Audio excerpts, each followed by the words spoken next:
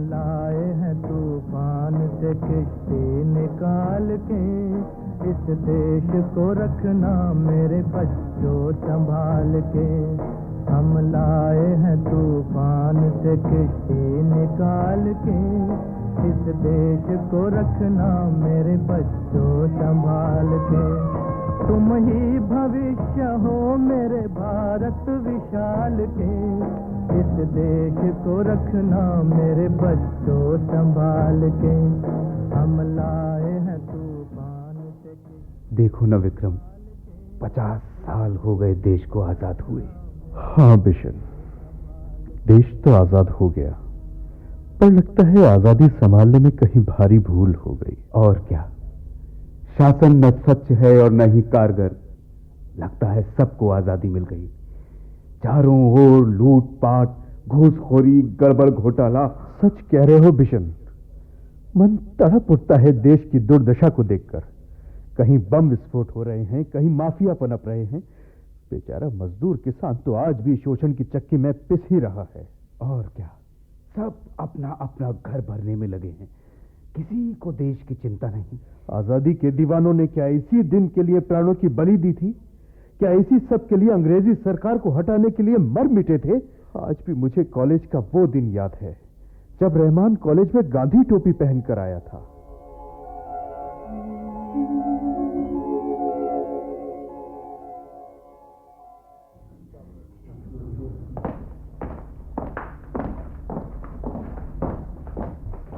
सीधी line में आइए, सीधी line में, सीधी लाइन में आइए।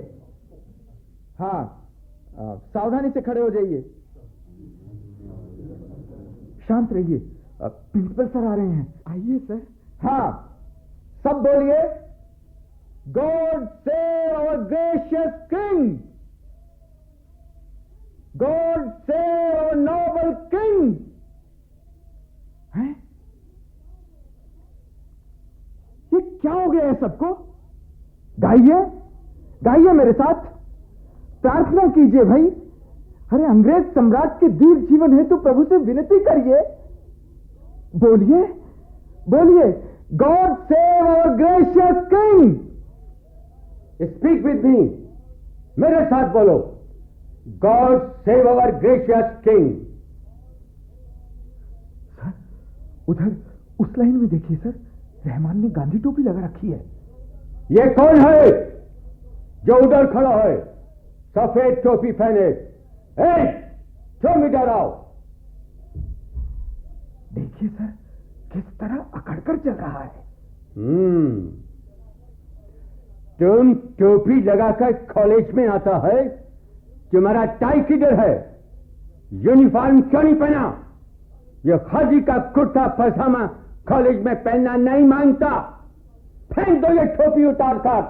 सर, सर ये टोपी साधारण टोपी नहीं है सर, ये गांधी टोपी है सर। ये आजादी के दीवानों की शान है सर। ये स्वतंत्रता के लिए किए गए हमारे प्रयत्नों की हमें याद दिलाए रखती है sir. Mister Dwarkanath. Yes sir. मेरी केन में खाओ। Yes sir. इनको आजादी चाहिए ना, अभी आजादी देता है। यू गांधी टोपी वाला, इधर करो अपनी हथेली। इंकलाब! इंकलाब! भारत माता की! भारत माता की! ये ऐसे नहीं मानेगा। चलिए मिस्टर द्वारकानाथ, मैं अभी एसपी को फोन करता हूं। Yes sir.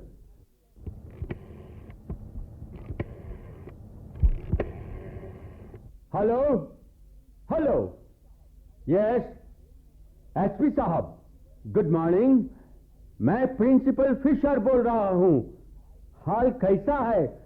Oh my God, बड़ा परेशानी है। गांधी ने स्टूडेंट्स का दिमाग खराब कर रखा है। आज फिर एक लड़का गांधी टोपी पहनकर आ गया। आप तुरंत फोर्स को भेजिए। जब पुलिस ठंडे बरसाएगी तभी अकल ठीक आएगा।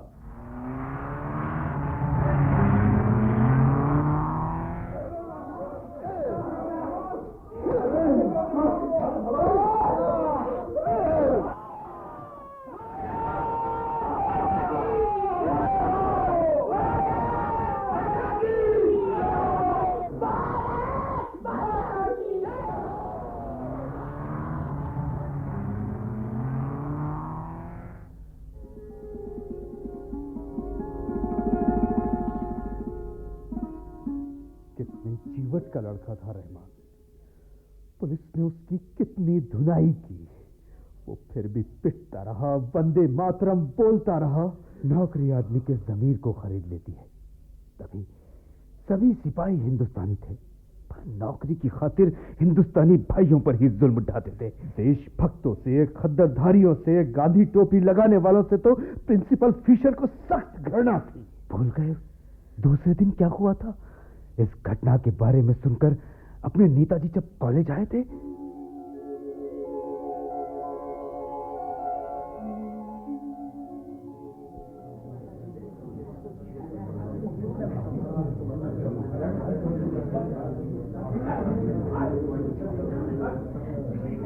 मेरे प्यारे विद्यार्थियों, देश के उज्जवल भविष्य के निर्माताओं, कल की घटना वास्तव में खेदजनक है।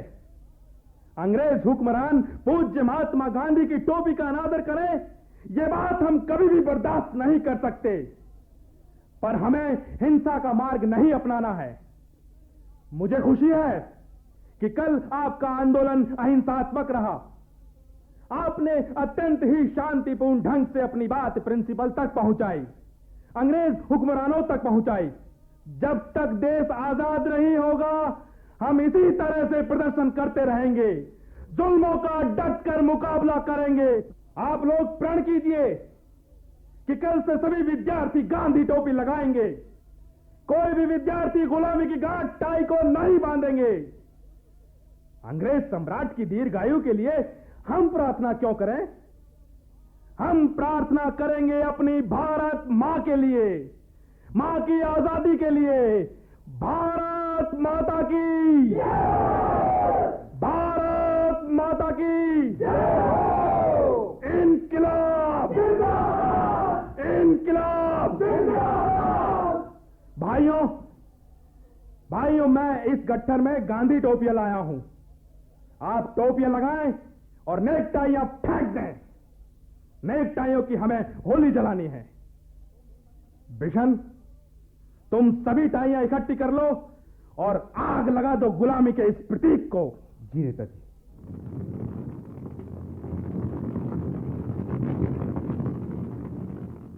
अब मैं भाई क्रांति चंद जी से निवेदन करूंगा कि आप अपना झंडा गीत प्रस्तुत करें।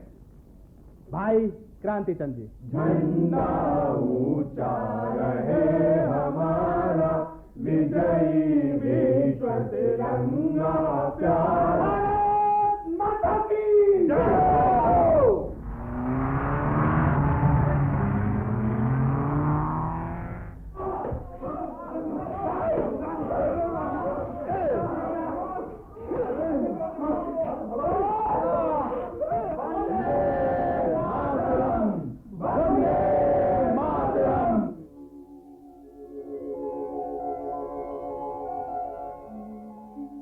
विषयन उस डंडा बरसात में कितना लहूलुहान हुआ था। घुड़सवार भी आए थे, कितने निर्दयता से घोड़े दौड़ाए गए थे। तुम्हारे बाएं हाथ की हड्डी भी तो टूट गई थी। कोई डॉक्टर प्लास्टर चढ़ाने को तैयार नहीं था। विदेशी ताकत का जबरदस्त जोर था। डॉक्टर की बात तो फिर कुछ और थी। बेचारा अंग्रेजों की नौकरी में था, इसीलिए डरता था। रोजी रोटी का सवाल था। पर पहलवान चाचा ने भी तो मना कर ही दी थी एक बार। भैया, इसी को ही तो कहते हैं गुलामी। लोग अपने मन मुताबिक सांस लेने में भी डरते थे। तुम्हारे टूटे हाथ को ठीक कराने का जोखिम क्यों कर उठाते? वो तो तुम मुझे आधी रात को पहलवान चाचा के घर ले गए।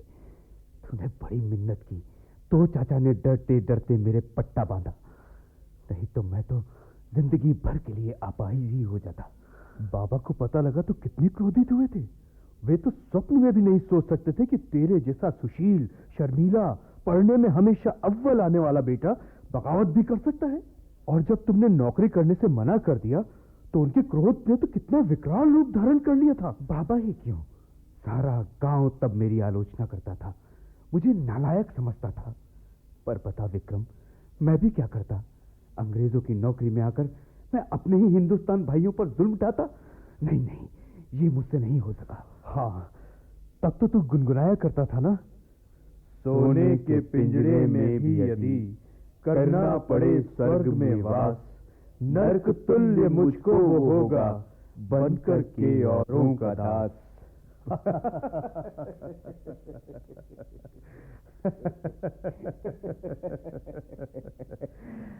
पढ़ाई तब भी नौकरी से जुड़ी थी, पढ़ाई अब भी नौकरी से जुड़ी है। अंतर सिर्फ इतना है कि तब नौकरी में जी हुजूरी थी और अब। मैं तो फेल हो गया तो बाबू मन महसूस कर रह गए, पर तू तो फर्स्ट डिवीजन से पास हुआ था। तेरे बाबा को तुझसे आशाएं थी। विक्रम, अंदर से तो मैं भी दुखी रहता था, पर ये अंग्रेजों की चाकरी मुझे बिल्कुल पसंद नहीं थी। बाबा जहां तहां मेरी इस हठधर्मी की चर्चा करते ही रहते थे।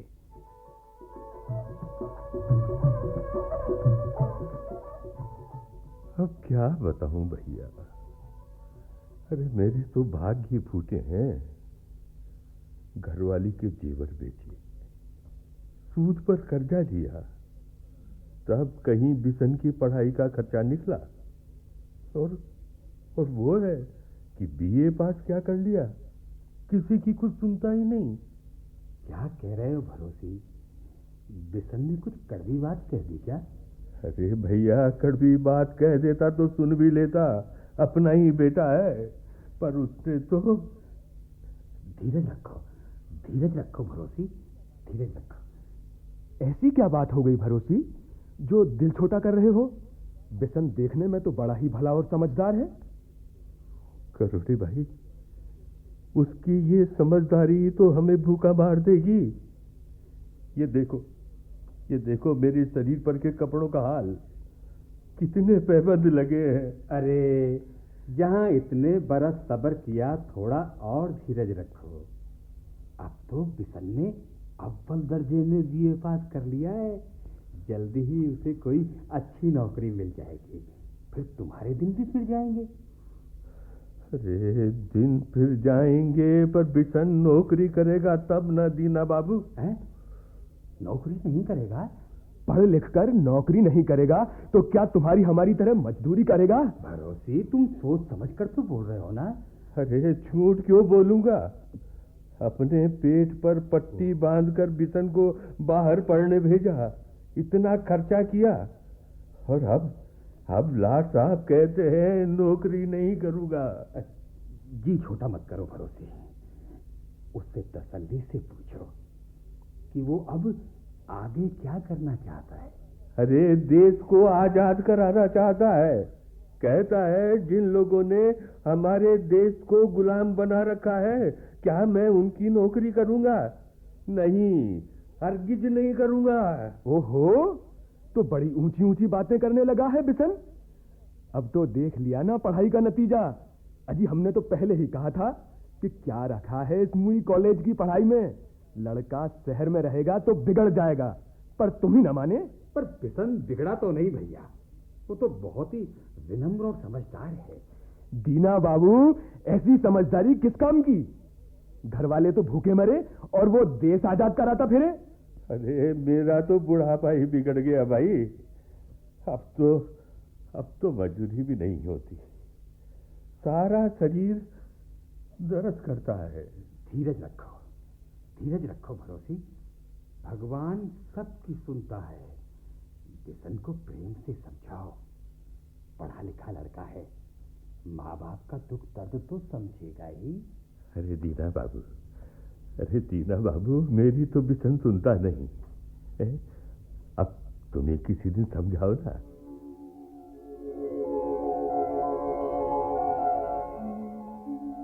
बाबा ही क्यों, दीना ताऊ, करोड़ी चाचा सभी तो मुझे समझाते रहते थे। बाबा ने तो मुझसे बोलना ही छोड़ दिया था। और फिर तू शहर भाग गया। जब तेरे गिरफ्तार होने की सूचना बाबा को मिली तो वो तो बेहोश ही हो गए थे। माँ और बहन का तो रो रो कर बुरा हाल था। देश की स्वतंत्रता हेतु ये कुर्बानी तो देनी ही थी। इस देश की स्वतंत्रता को प्राप्त करने के लिए न जाने कितने लोगों ने प्राणों की आहुति दी थी। कितनी बहनें राखी के लिए भाइयों को याद करती रहीं, कितनी ललनाओं के माथे का सिंदूर पुछ गया, कितने दूध पीते बच्चों के सिर से बाप का साया उठ गया। लाल किले पर हमारा झंडा कोई सरलता से नहीं फहर गया। अंग्रेजों में कितना अभिमान था, कहते थे ये सुभाष, नेहरू, गांधी, तिलक जैसे चंद सिर फिरे लोग हमारा कुछ नहीं बिगाड़ सकते। हमारे साम्राज्य में सूर्य कभी अस्त नहीं होता। उन्हें गोला बारूद की ताकत पर बड़ा अभिमान था। पर हमारे नेताओं में भी गजब का जादू था बिशन। एक आकर्षण था, व्यक्तित्व का कमाल था। संगठन में शक्ति होती है बिशन। हमारे संगठन ने अंग्रेजी साम्राज्य की नींव हिला दी। हमारी एकता ने उन्हें देश छोड़ने पर मजबूर कर दिया। आत्मबल ने ही हमें गोला बारूद से टकराने का साहस दिया और अंग्रेज हुक्मरानों का अभिमान चकनाचूर कर दिया। सब कुछ ठीक हुआ, पर आज की पीढ़ी हमारी उन कुर्बानियों की लाज रख पाएगी या नहीं, यही चिंता कभी कभार घेर लेती है। जो आजादी में पैदा हुए, उन्हें अपने संघर्ष का क्या ज्ञान, वो उसकी कीमत कैसे समझें। मेरे पिता तो फिर भी खाते पीते घर के थे, पर तू जेल चला गया तो तेरे बापू, माँ, बहनों पर जो गुजरी, उसे याद करके तो आज भी आंखें भर जाती हैं।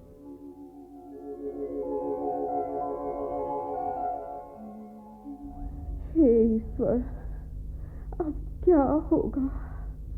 बिशन के बापू ने भी खटिया पकड़ ली है। फूटी हड्डियां कब तक गृहस्थी का बोझ उठाएंगी। बेटा आजादी लाने जेल गया है। अरे अब इस रोने धोने में क्या रखा है भगवान। बूढ़ा हूं तो क्या हुआ, अरे जिंदा तो हूं। चल उठ, खेत में चल, मजूरी करने से ही पार पड़ेगी। अरे नसीब का लिखा तो भुगतना ही है। अरे अरे मेरा बिशन, पता नहीं जेल में उस पर क्या बीत रही होगी। नाक पीटे सिपाहियों ने पिटाई कर करके अधमरा कर दिया होगा। भाई, जो जैसा करेगा वैसा पाएगा। मैंने लाख समझाया था, बेटा नौकरी करो और चैन से रहो, पर उसे तो धुन लगी थी गांधी बाबा का चेला कहलाने की। अब अपने आप होश दुरुस्त हो जाएंगे जब पुलिस के डंडे पड़ेंगे। अरे अब तुम चुप भी रहो। बरोजी, मेरे बाबू को भी पुलिस पकड़ कर ले गई। अब क्या होगा भैया, ये सभी जवान छोकरे थाने में बंद हो जाएंगे क्या? अरे दीना भैया, तुम तो बिशन को समझाने वाले थे, फिर ये रामू कैसे उत्पाती हो गया?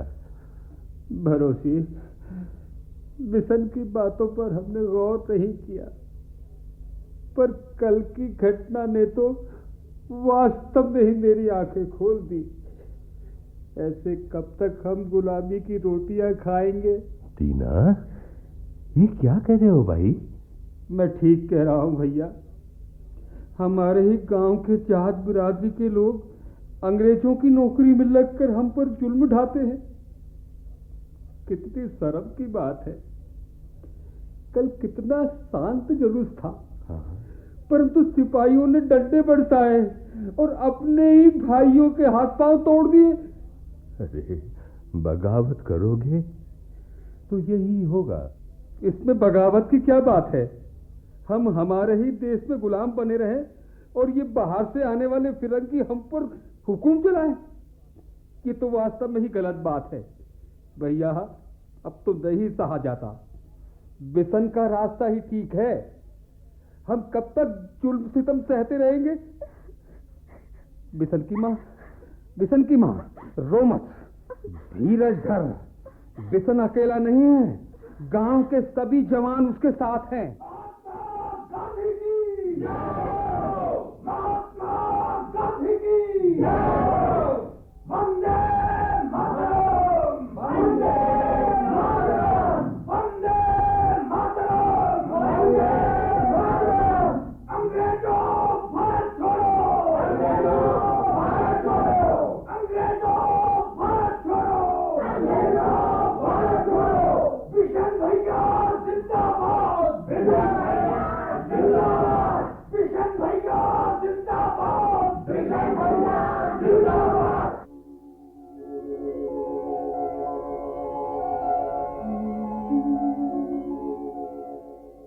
कितना झेला था सबने, पर गांव वालों ने धीरज बंधाया।